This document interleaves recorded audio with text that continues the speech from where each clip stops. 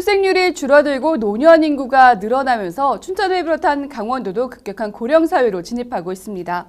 노년에 안전하고 건강한 삶을 유지하는 것이 그만큼 중요한 시대인데요. 일부 어르신들은 학대로 고통받고 있다고 합니다. 이슈 플러스 이번 시간에는 강원도 노인보호 전문기관 임만규 관장 모시고 노인 학대에 대한 이야기 나눠보도록 하겠습니다. 안녕하세요, 원장님. 네, 안녕하세요. 네. 강원도에 노인보호 전문기관이 있다는 거를 아직 잘 모르는 분도 있을 것 같습니다. 먼저 기관 설명 좀 간단하게 부탁드릴게요. 네, 강원도 노인보호 전문기관은 2004년도에 개관을 해서 지금 현재 18년째 노인학대 예방을 위해서 힘쓰고 있습니다. 강원도에는 총 3개의 노인보호 전문기관이 있습니다. 그중에서 저희 강원도 노인보호 전문기관은 강원 북부 권역 6개 지역을 관할 지역으로 하고 있습니다. 그 지역은 춘천, 홍천, 인제, 양구, 화천, 철원입니다.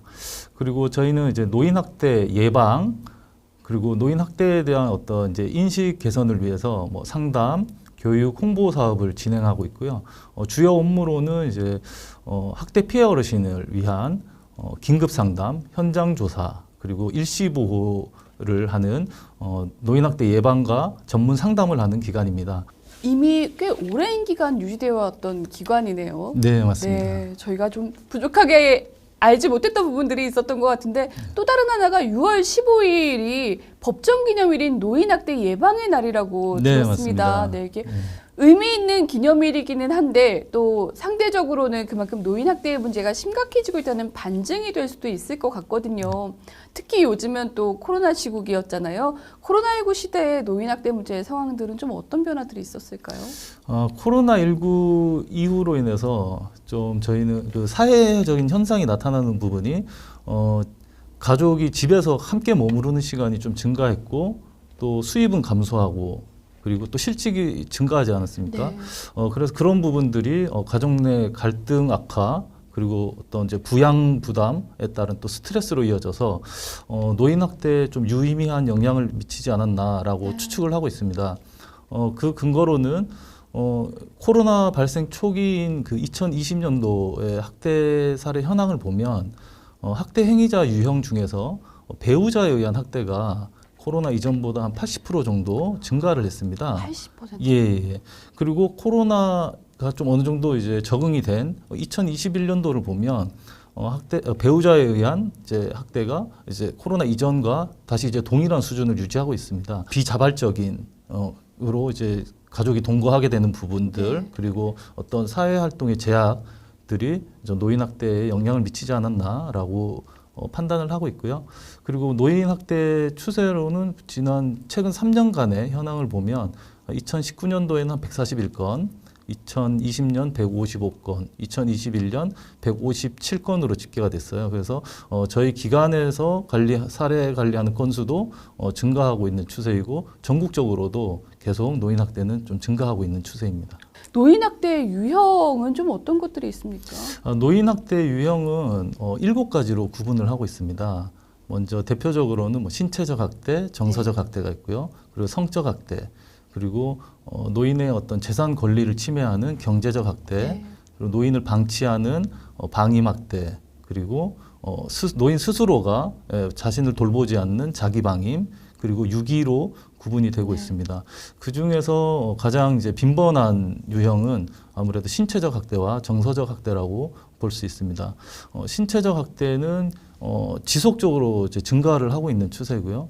정서적 학대는 그 발생 빈도가 높은데 그 높은 수준을 계속 유지를 하고 있습니다. 그리고 이런 노인학대 유형의 특징으로는 노인학대는 이제 2가지 이상의 유형이 이제 중복적으로 발생을 한다는 것입니다. 그래서 예를 들면 폭언, 폭설 그리고 협박을 하면서 폭력을 가하게 되면 네. 그게 이제 정서적 학대와 신체적 학대가 모두 발생한 걸로 그렇게 보고 있습니다. 요즘에는 사실 근데 사회적으로도 인권 존중에 대한 교육도 굉장히 많이 이루어지고 있잖아요. 네, 그리고 저희가 흔히 어느 정도의 교육을 배운 사람들의 사회적 약자를 보호해야 한다. 이런 교육들도 계속 이루어지고 있는데 이런 노인학대의 문제는 그럼에도 불구하고 더 증가하고 있고 이런 원인이나 이유는 어떤 걸로 좀 분석하고 계세요?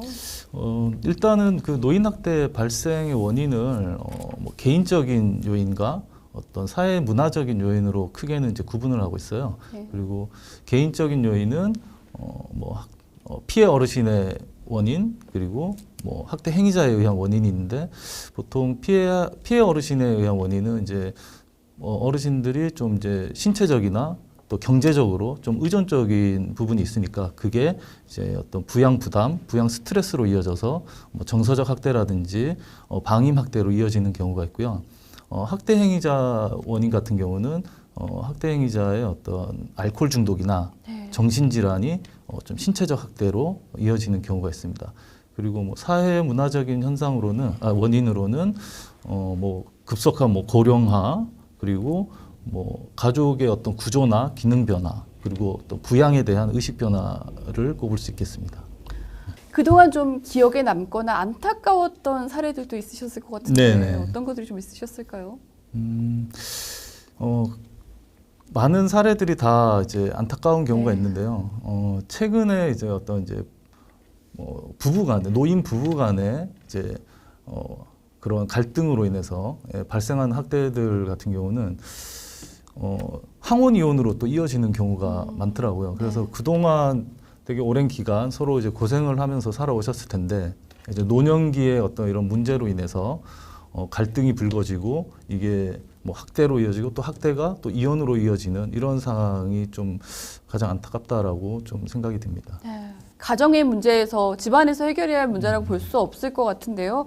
주변에서 노인 학대를 뭐 목도한다거나 아니면은 또 직접 피해를 입었던 경우에 대처하는 방법들도 좀 궁금할 것 같습니다. 네. 어떻게 좀 대처를 하는 게 그래도 현명할까요? 일단 제가 생각할 때는 노인 학대를 뭐 발견하거나 목격했을 때는 신고를 하는 게 가장 좋은 방법이고 개입하지 않는 예, 거요? 이제 저희가 아니라 네. 이제 어떤 누군가가 노인 학대를 이제 발견하거나 목격을 했을 경우에는 네네네. 일단 신고를 하는 것이 가장 좋은 방법이고 그게 이제 학대 피해 어르신을 돕는 유일한 방법이 아닌가라는 생각이 듭니다. 네. 그러면 이제 뭐 저희 노인보호 전문기관에서 보다 전문적으로 개입을 해서 이제 실질적인 도움을 드릴 수 있으니까요. 그리고 이런 신고 방법도 요즘은 뭐 다양하고 되게 간단하거든요. 가장 대표적인 게 신고 번호, 전화 신고를 하시면 됩니다. 그래서 뭐 112라든지 노인학대 신고 번호인 뭐 1577-1389로 전화를 하면 뭐 전국 어디에 있든 그 해당 지역의 노인보호 전문기관으로 이제 연결이 됩니다. 그리고 그 외에는 뭐 방문을 하셔도 되고 뭐 이메일, 우편, 최근에는 또 그 노인학대 신고 어플이 개발이 돼서 네. 스마트폰으로 다운을 받아서 신고를 하실 수도 있습니다. 예. 그 학대 예방을 위해서 기관에서 어떤 뭐 교육이나 프로그램들도 좀 운영하고 계신 게 있으실까요? 네, 저희가 지속적으로 어떤 노인학대랑 노인 인권에 대한 인식을 개선하기 위해서 홍보를 하고 있고요. 그리고 노인학대 예방교육과 노인 인권교육을 지속적으로 하고 있습니다. 일반인들도 뭐 일상생활에서 그걸 예방하거나 아니면 노인학대 문제에 대해서 좀 어떤 도움을 드릴 수 있는 방법들도 있습니까? 일반에서는 사실 저희가 뭐 신고 현황을 보면 대부분이 뭐 경찰이나 어떤 유관기관 신고 의무자라고 있거든요. 네네. 이제 이런 분들이 신고가 대부분이고 사실 뭐 이웃이나 지인에 의한 신고는 거의 전무하다시피 할 정도예요. 그래서 저희가 뭐 추측하기로는 여러 이제 사례를 경험하면서 느끼는 바로는 이웃에서 어느 정도 이제 인지는 하고 있겠지만 이걸 이제 그 가정사 정도로 생각하는 경향이 있어서 그래서 뭐 쉽게 신고를 못하는 경우가 있는 것 같고요. 또 신고를 했을 때 이제 신고자의 어떤 신분이 노출돼서 어떤 이제 곤란을 겪을까봐 걱정하시는 부분도 있는 것 같습니다. 하지만 뭐 신고자에 대한 비밀 보장은 이제 법적으로 보장이 되어 있기 때문에 저희가 만약에 신고자의 신분을 노출할 경우에 오히려 저희가 처벌을 받게 되는 그런 상황이라서 이런 신고 관련해서는 좀 안심을 하셔도 되지 않을까라는 생각이 듭니다. 관점을 어떻게 바라보는가에 대한 인식도 중요할 것 같거든요. 네, 맞습니다. 어떠한 시선으로 좀 보는 게 가장 중요하다고 보세요?